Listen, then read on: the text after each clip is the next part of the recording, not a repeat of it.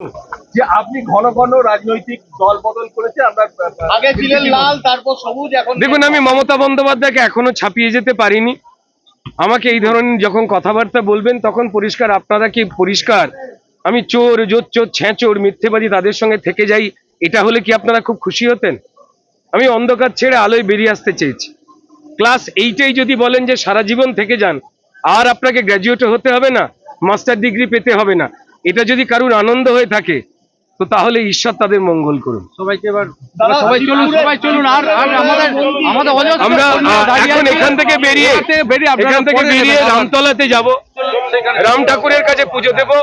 মায়ের কোলে করে ছোটবেলাতে যে রাম ঠাকুরের কাছে ছোটবেলা থেকে যেতাম, যে মেলায় যেতাম, সেখানেই আসল কাজ। আমার মনে হয় যে যদি আপনারা সেখানে যান, আমার নিজের ভালো লাগবে যে প্রত্যেকেই সেই পবিত্র জায়গাটায় গেলাম।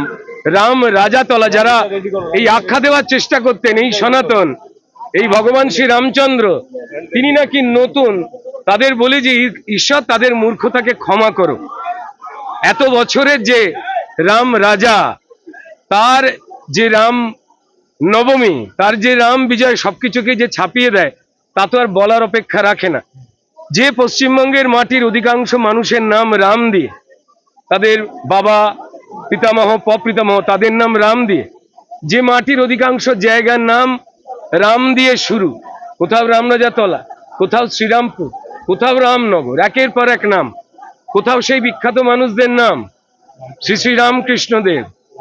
আমি কি বলবো, ভগবান আরাধনার আর এক বড় কাণ্ডারি সাধক রামপ্রসাদ, কার কথা বলবো? আমি যদি রাজা রামমোহন রায় বলি, আমি যদি শিল্পী রামকিঙ্কর বেজ বলি, এবং সব থেকে বড় কথা, সেকুলারিত্বের মিথ্যে ঝান্ডা ওড়ানো সীতারাম চুরিকে বলি, যদি আপনাদের স্মৃতিশক্তি চুরি না হয়ে গিয়ে থাকে, এই বাংলার মাটি যে রামের মাটি, আর যেখানে দুর্গাপুজো এই সময় যখন হয় সেটা যে ভগবান রামচন্দ্রের জন্যই হয়েছিল, সেই ইতিহাস, সেই কাহিনী আপনারা মুছে দেওয়ার চেষ্টা করছেন কি করে?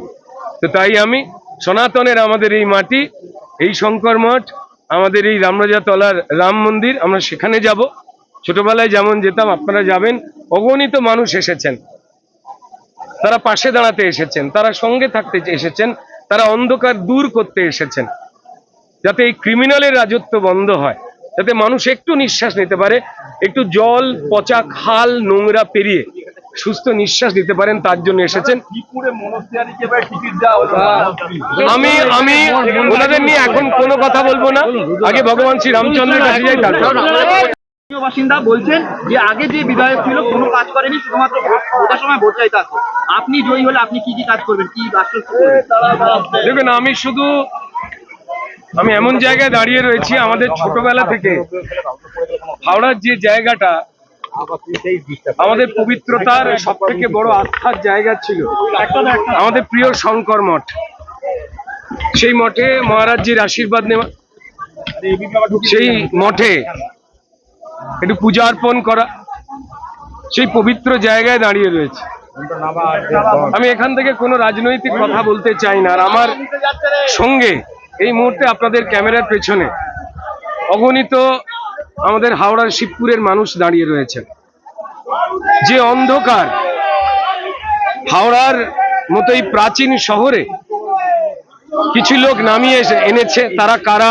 আমি আবার বলছি, এই পবিত্র জায়গা থেকে আমি কোনো রাজনৈতিক কথা বলবো না। অন্ধকার মুক্তির আশীর্বাদ তিনি আমাদের দিয়েছেন। যে অরাজকতার পরিবেশ তৈরি হয়েছে, কার্যত আমাদের এই হাওড়া যে পুরনো শহর শিবপুর, যার মধ্যে একটা খুব গুরুত্বপূর্ণ জায়গা বিধানসভা, আমরা সেখানে পরিষ্কার যেন নরককুণ্ডে বাস করছি। পুরো হাওড়া শহরটাকে যারা ডাস্টবিন বানিয়েছেন, যারা অন্ধকার বানিয়েছেন, যারা মানুষকে ড্রেন আর নর্দমার জলে ডুবিয়ে মারতে চাইছেন, রোগগ্রস্ত করতে চাইছেন, তারা আমাদের এই সমাজের অন্ধকার। তাদের কাছ থেকে মুক্তি চাইছেন সমগ্র মানুষ। চিরকাল কিছু অশুভ শক্তি থাকে, তারা এক এক সময় এক এক ছদ্মবেশ পাল্টে পাল্টে আসে।